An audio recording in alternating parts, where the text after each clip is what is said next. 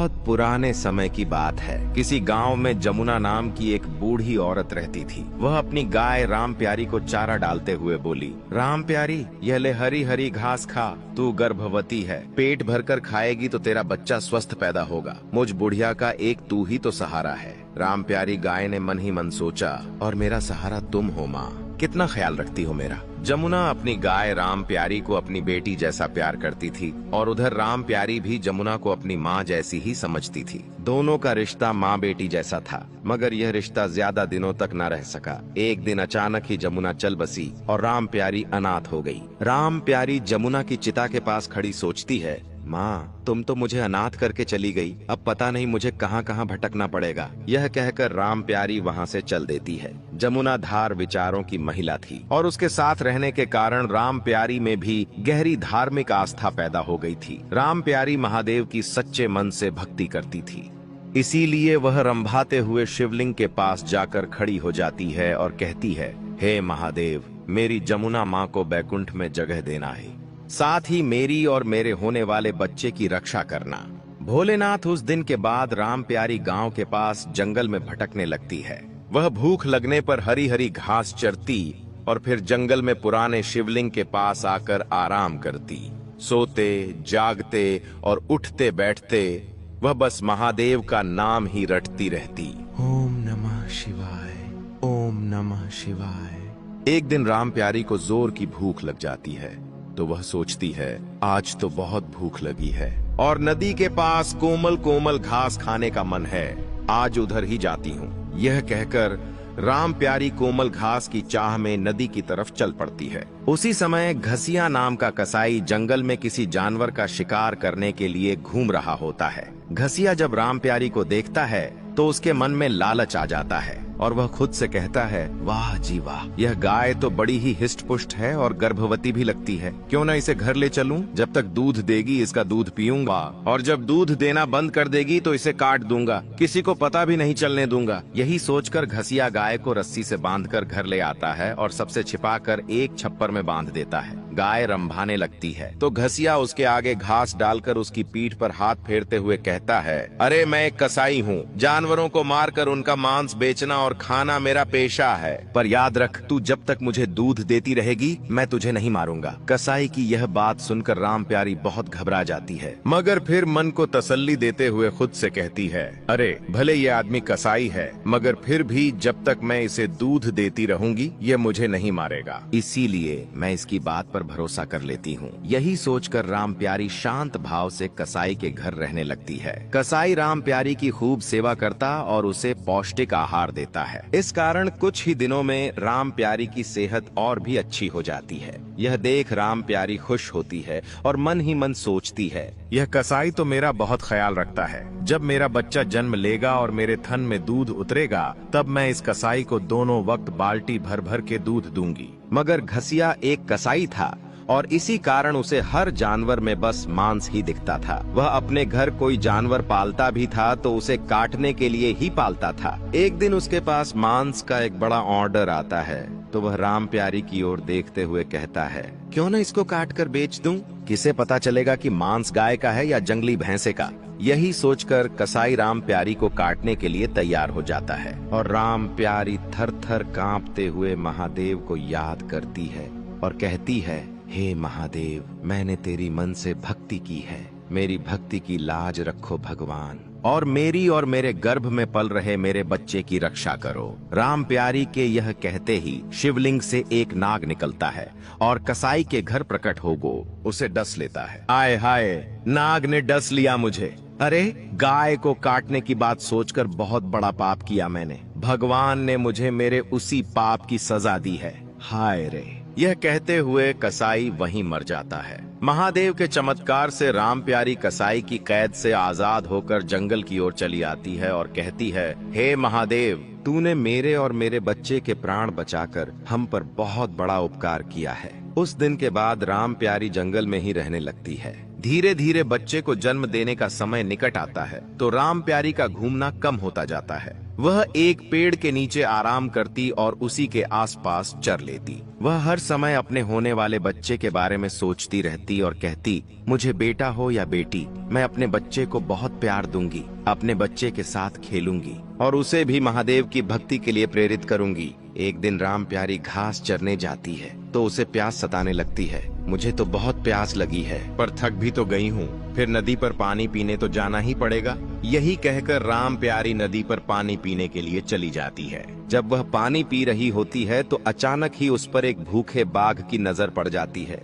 बाघ कहता है, वाह, आज कई दिनों के बाद कोई बड़ा शिकार मिला है, बहुत भूखा हूँ, अब तो इसे खाकर ही पानी पीऊंगा। यह कहकर बाघ राम प्यारी पर पीछे से झपट कर पड़ता है और उसकी टांग को अपने जबड़ों से जकड़ लेता है। खून बहने लगता है और राम प्यारी दर्द से कराह उठती है और कहती है, हे महादेव, मेरी रक्षा करो, मुझ पर तो संकट पर संकट आ रहे हैं। राम प्यारी जैसे ही महादेव को याद करती है, महादेव उसके सामने प्रकट हो जाते हैं और कहते हैं, बाघ, तुम अपने भोजन के लिए कोई और शिकार ढूंढो। राम प्यारी मेरी भक्त है और मैं अपने भक्त की हमेशा रक्षा करता हूँ। यह सुनते ही बाघ राम प्यारी को छोड़कर भाग जाता है। महादेव अपनी दिव्य शक्ति से राम प्यारी के घावों को ठीक कर देते हैं। फिर राम प्यारी को अपना आशीर्वाद देते हुए कहते हैं, राम प्यारी, मैं तुम्हारी भक्ति से बहुत प्रसन्न हूँ। आज के बाद तुम और तुम्हारा होने वाला बच्चा सदैव सुखी रहेंगे। अब तुम पर कोई संकट नहीं आएगा। यह कहकर महादेव अदृश्य हो जाते हैं और राम प्यारी जंगल में आगे बढ़ती है तो उसे एक महात्मा जी मिल जाते हैं। महात्मा जी राम प्यारी से कहते हैं, हे गौ माता, मेरी आपसे विनती है कि आप मेरे साथ मेरे आश्रम में चलकर रहें। इससे हम साधुओं को आपकी सेवा और आपके अमृत समान दुग्ध पान करने का अवसर मिलेगा। राम प्यारी महात्मा जी की बात मान लेती है और खुशी खुशी महात्मा जी के आश्रम में रहने लगती है। कुछ दिन बाद वह बहुत ही सुंदर बछड़े को जन्म देती है और इसी खुशी में आश्रम में उत्सव मनाया जाता है। इस पर राम प्यारी खुश होकर महादेव का धन्यवाद करते हुए कहती है, हे महादेव, तेरी कृपा से मुझे संत महात्माओं का साथ मिल गया। यहाँ मैं और मेरा बच्चा बहुत खुश रहेंगे। उस दिन के बाद राम प्यारी और उसके बच्चे पर कोई संकट नहीं आता। वे दोनों संतों के सानिध्य में सदैव ईश्वर भक्ति में लीन रहते हैं। रमेश अपनी गाय नंद किशोरी का पूरा ख्याल रखता था। रमेश की छोटी बहन रमला और रमेश नंद किशोरी को गौ माता कहकर बुलाते थे और खुद की माँ के समान आदर भी करते थे। जैसे ही सुबह की बेला होती, नंद किशोरी जोर जोर से रंभाने लगती। सुबह सुबह नंद किशोरी के रंभाने की आवाज सुनकर रमेश जागता है और कहता है, लो, लगी रंभाने सुबह सुबह? अरे, इसे मुझसे पहले मंदिर जाने की पड़ जाती है। नंद किशोरी के रंभाने के साथ ही रमेश जग जाता। फिर नंद किशोरी को नहला और खुद भी नहाता। नहा धोकर मंदिर जाता तो गाय भी उसके साथ साथ मंदिर जाती। रमेश जब तक मंदिर में दुर्गा माँ के दर्शन करके लौटता, नंद किशोरी आसपास घास चरती रहती और फिर मंदिर की सीढ़ियों के पास खड़ी होकर रंभा लगती, मानो वह भी दुर्गा माँ की स्तुति करती हो। क्यों री नंद किशोरी, कर ली दुर्गा माँ की भक्ति, अब घर चले। रमेश और रमला दोनों भाई बहन की नजर हमेशा नंद किशोरी पर ही टिकी रहती थी। उनका दिन नंद किशोरी को चारा पानी देने और उसके लाड़ लड़ाने में ही बीतता था। भैया, हमारा घर नंद किशोरी के कारण ही चलता है। देखो ना, जब से इसने दूध देना बंद किया है, घर में आमदनी कितनी कम हो गई है। अरे तू चिंता क्यों करती है पगली, बस 2-3 महीने की ही तो बात है, घर में फिर से दूध की नदियां बहने लगेंगी। गांव के मन्नू लाला और उसकी पत्नी कमला की नजर काफी दिनों से रमेश की गाय पर टिकी थी। वे शहर में एक डेयरी चलाते थे और इसीलिए उन्हें आए दिन नई नई गाय खरीदने की जरूरत होती थी। मैं तो कहूँ किसी भी तरह रमेश की गाय खरीद लो, दोनों टाइम बाल्टी भर भर के दूध देती है। अरे कमला, कसम रुपए पैसे की, वह गाय तो मुझे भी बहुत पसंद है और अब मैं उसे रमेश से लेकर ही रहूंगा। एक दिन रमेश अपनी गाय के साथ दुर्गा माँ के मंदिर से घर लौट रहा होता है तो अचानक ही मन्नू लाला उसके रास्ते में आ जाता है। कसम रुपए पैसे की। क्यों बे रमेश, तेरी गाय 7 महीने की गर्भवती है ना? हाँ लाला जी, तो तू उसे मुझे बेच दे, कसम रुपए पैसे की, अच्छा दाम दूंगा तुझे। मन्नू लाला जैसे ही गाय को बेचने की बात कहता है, रमेश का तो दिमाग गर्म हो जाता है और वह कहता है, आपको गाय बेच दूं यह जानते जानते हुए भी कि आप गायों के तन से सारा दूध निचोड़ लेते हैं और जब वे दूध देना बंद कर देती हैं, उन्हें सड़कों पर गंदगी खाकर जीने के लिए छोड़ देते हैं। कसम रुपए पैसे की, बिना दूध वाली गाय को घर में रखकर करें भी क्या, मुझे अपनी गाय नहीं बेचनी। यह कहकर रमेश अपनी गाय को लेकर आगे निकल जाता है और मन्नू लाला क्रोध में बड़बड़ाते हुए कहता है, कसम रुपए पैसे की, अब तेरी नंद किशोरी तो गई, समझो। एक दिन रमेश मंदिर में दुर्गा माँ की पूजा अर्चना करके जब मंदिर से बाहर आता है तो हैरान और परेशान हो उठता है। अरे नंद किशोरी कहाँ गई? इस समय तो वह हमेशा यहाँ मंदिर की सीढ़ियों के पास खड़ी होती थी। अरे रमेश बेटा, इतना परेशान मत हो, अरे यहीं आसपास चल रही होगी, कहीं जा ढूंढ ले उसे। रमेश नंद किशोरी को मंदिर के आसपास सब जगह ढूंढता है, मगर नंद किशोरी कहीं दिखाई नहीं देती। कहाँ चली गई अचानक? पहले तो कभी ऐसा नहीं किया। रमला को जब नंद किशोरी के अचानक ही खो जाने के बारे में पता चला तो उसकी आंखों से आंसू निकल पड़े। वह बोली, भैया मैं नंद किशोरी के बिना नहीं रह सकती, मुझे नंद किशोरी चाहिए, उसे कहीं से भी ढूंढ कर लाओ। तुम रो मत बहन, हमारी नंद किशोरी हमें जरूर मिल जाएगी। एक के बाद दो और दो के बाद चार, कई दिन बीत जाते हैं मगर नंद किशोरी का कहीं पता नहीं चलता। रमला नंद किशोरी की चिंता में खाना पना ही छोड़ देती है। रमला कुछ खा लो बहन, यूं कब तक भूखी रहोगी? मैं क्या करूं भैया, मुझे भूख ही नहीं लगती, हर समय नंद किशोरी की याद आती रहती है, उसे तो मैं भी नहीं भूल पाता। पता नहीं कहाँ और किस हाल में होगी हमारी नंद किशोरी। एक दिन रमेश नंद किशोरी को ढूंढने जाता है तो मन्नू लाला उस पर हंसने लगता है और कहता है, कसम रुपए पैसे की रमेश बेटा, सुना है कि तेरी नंद किशोरी घर से भाग गई है। नंद किशोरी के बारे में ऐसा मत बोलो लाला, मैंने उसे अपनी माँ का दर्जा दिया है। माँ का दर्जा? पर उसने तो तुझे बेटे का दर्जा नहीं दिया ना, अगर देती तो क्या ऐसे भागती भला? नंद किशोरी घर से क्या गई, घर सोना ही हो गया। रमला का हाल बेहाल हो रहा था और रमेश का मन भी नंद किशोरी के बिना हमेशा उचाट रहता था। अब बेटा रमेश, ऐसे परेशान होने से क्या हासिल होगा? अगर नंद किशोरी कहीं भी नहीं मिल रही तो पुलिस थाने में रपट लिखवा दे, हो सकता है पुलिस उसे ढूंढ दे। अब तो बस माँ दुर्गा का ही भरोसा है। पुजारी चाचा, पुलिस गाय ढूंढे ना ढूंढे पर दुर्गा माँ उसे अवश्य ढूंढ लाएगी। अगर तुझे दुर्गा मैया पर इतना ही विश्वास है बेटा तो देखना, माँ तेरा भरोसा कभी टूटने नहीं देगी और उसे अपनी दिव्य शक्ति देती है। माँ से शक्ति मिलते ही नंद किशोरी लोहे की जंजीरों को तोड़कर खुद को आजाद कर लेती है। कमला हैरानी से चिल्लाई,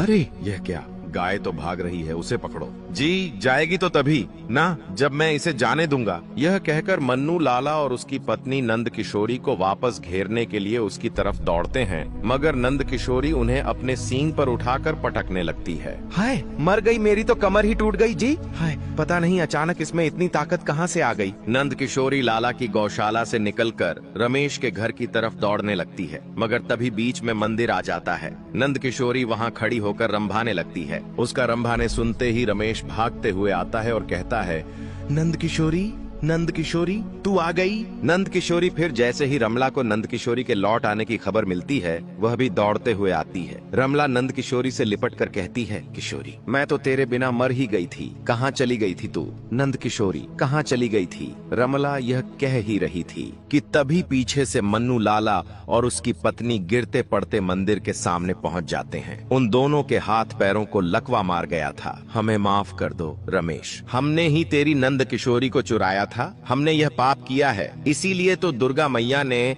हमें लकवा का मरीज बना दिया। रमेश एक बहुत ही भला आदमी था, उसे दूसरों का दुख देखना सहन नहीं होता था, इसीलिए उनको ऐसी बुरी हालत देखकर वह उन पर तरस खाने लगता है और कहता है, लाला भा गौ माता की सेवा करने का व्रत लो और माँ दुर्गा से माफी मांग लो, हो सकता है कि माँ तुम्हें माफ कर दे। रमेश के यह कहने पर मन्नू लाला और उसकी पत्नी दोनों माँ दुर्गा की मूर्ति के सामने बैठे हैं, लेटकर अपने पापों की माफी मांगते हैं और माँ दुर्गा की कृपा से उनका लकवा ठीक हो जाता है। फिर उस दिन के बाद से वे दोनों भी रमेश की तरह सच्चे मन से गौ माता की सेवा करने लगते हैं। दोस्तों, यह कहानी आपको कैसी लगी? हमें अपने विचार कमेंट करके जरूर बताएं। अगर यह कहानी आपको अच्छी लगी हो तो इसे लाइक और शेयर करें। चैनल को सब्सक्राइब करना न भूलें। जय माता दी।